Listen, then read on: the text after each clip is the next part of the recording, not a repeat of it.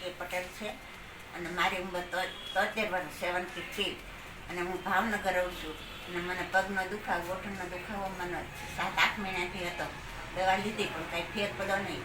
પછી સાહેબની દવા લીધી ને એમણે સર્જરી કરી એટલે મને 15 દિવસમાં બહુ સરસ થઈ ગયું અને પગ પણ વાળી શકું છું અને મને કોઈ તકલીફ નથી રહેતી. અને સાહેબને બતાવવા આવી ગયો, સાહેબે કીધું મને કે બહુ સરસ છે.